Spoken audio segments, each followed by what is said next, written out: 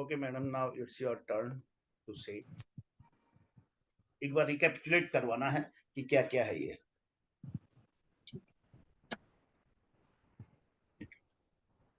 Good morning students. Good morning ma'am. Good morning.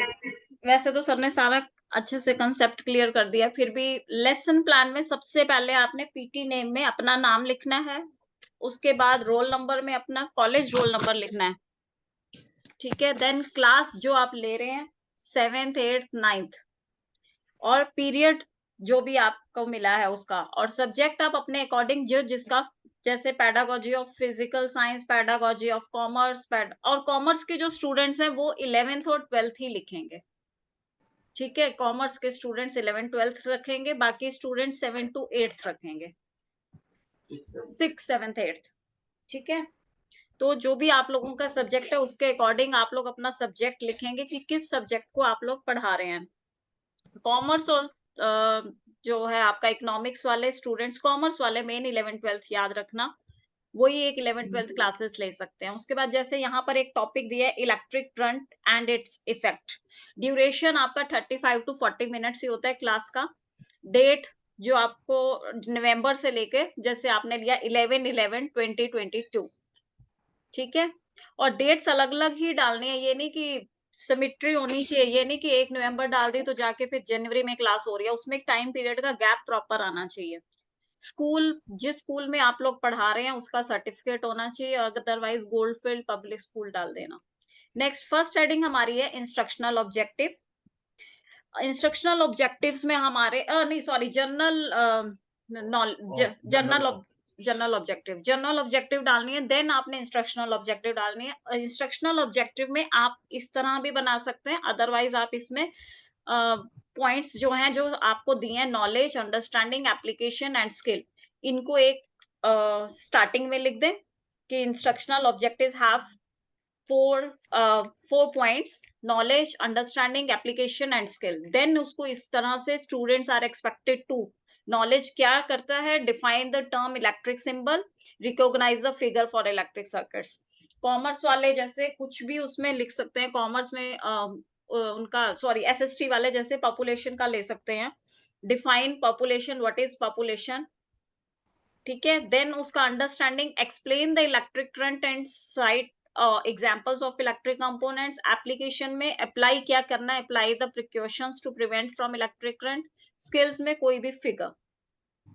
Then आपका instructional material use, instruction लिखा है, इसको L instructional कर देना. उसमें हम क्या टीचिंग एड्स यूज करते हैं, स्पेसिफिक और जनरल. जनरल में आप लोग चॉक, डस्टर, पॉइंटर. स्पेसिफिक में chart showing symbol of electric components. उसके बाद ये प्रीवियस नॉलेज टेस्टिंग ही लेंगे कि बच्चे ने पीके टेस्टिंग में क्या किया था, लास्ट जो आपने उनको पढ़ाया था.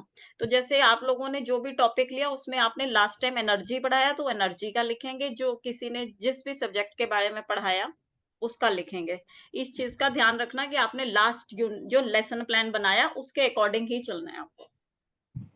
विच टाइप ऑफ एनर्जी, देन उसका इलेक्ट्रिक एनर्जी, प्यूपिल्स की जो भी आपका आंसर आएगा वो लिखना है, ठीक है. कहीं पे भी स्टूडेंट ये भी कह सकता है कि ma'am I don't know the answer, लेकिन आप लोग उसमें ये नहीं लिखना, आपने उसमें नो रिस्पॉन्स लिखना है, ठीक है. नेक्स्ट फिर आपका अनाउंसमेंट ऑफ द टॉपिक, जैसे कि जो आप टॉपिक पढ़ा रहे हैं. Well students, we are going to discuss about electric symbols. Today we are going to discuss about commerce student, SST students. Well students, today we are going to discuss about population, ठीक है. Presentation है, teaching points, purple teacher activities plus BB board की जगह आजकल तो white board भी चल रहे हैं. अब teachers प्यूपिल teachers activities on board कर सकते हैं क्योंकि आजकल बोर्ड वगैरह भी चल रहे हैं. प्यूपिल्स एक्टिविटीज इलेक्ट्रिक सिंबल्स का. देन प्यूपिल टीचर्स एक्टिविटी में ब्लैक बोर्ड पे आपने क्या लिखा, the symbol which we use for electric components are called electric symbol. population की definition लिखेंगे. pupils क्या आपके सुन रहे हैं, क्या उसको आपके students listen carefully. और ये जैसे the components as well used for bulb, wire, switches का ये बनाया है उन्होंने इलेक्ट्रिक बल्ब. ऐसे आप अपना जो भी टॉपिक हो उसका एक छोटा सा कलर्ड पेपर लेके बना सकते हैं. हिंदी वाले वो अगर वर्ण लिख रहे हैं तो वर्ण के बारे में बताएं, विलोम शब्द के बारे में लिख रहे हैं तो विलोम शब्द के बारे में वो चार्ट छोटे-छोटे बना सकते हैं। इससे फाइल्स में अट्रैक्टिव भी आती है और कंसेप्ट भी क्लियर हो जाता है। जैसे इन्होंने इलेक्ट्रिक सेल के बारे में लिखा है, वायर्स ऑफ कनेक्टिंग टुगेदर लिखा है। इसमें आप विलोम शब्द या जो पॉपुलेशन का है उसका एक चार्ट बना सकते हैं छोटा-सा, ठीक है? नेक्स्ट आपका डायग्राम, सर्किट डायग्राम। उसमें आपने साइड में वही students write down in their notebooks और इलेक्ट्रिक सर्किट का फिर से बना आपने ऐसी छोटी-छोटी कलर्ड पेपर से कोई ना कोई चीज़ें बनानी है। ये ज़रूरी नहीं किसी भी क्लाउड फॉर्म में भी बना सकते हैं। अगर आपको लगता है चार्ट पेपर या कहीं क्लाउड ये पेपर नहीं यूज़ करना, जो भी आप उसमें डायग्राम शो करो उसको कलर्ड कर दो, क्रेयॉन से, ठीक है?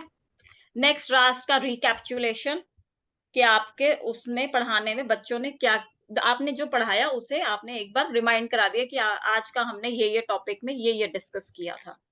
लास्ट इवैल्यूएशन कि आपने उनको क्या-क्या इवैल्यूएशन सॉरी इवैल्यूएशन वही है, जरूरी नहीं है, आवश्यक नहीं है। इवैल्यूएशन ज़रूरी नहीं है। इवैल्यूएशन आपको नीड ही नहीं है। लास्ट में आप उसको असाइनमेंट्स देते हैं। असाइनमेंट्स में आपने 2-2 क्वेश्चंस देने हैं। सबसे पहले आपको शॉर्ट क्वेश्चन ही देना है, वेरी शॉर्ट, जिसमें हम ट्रू फॉल्स भी कर सकते हैं, फिल इन द ब्लैंक्स भी कर सकते हैं। ठीक है? शॉर्ट आंसर्स में आप शॉर्ट क्वेश्चन कर दें, लास्ट अपना लॉन्ग क्वेश्चन से। नेक्स्ट कोई और असाइनमेंट देख लो।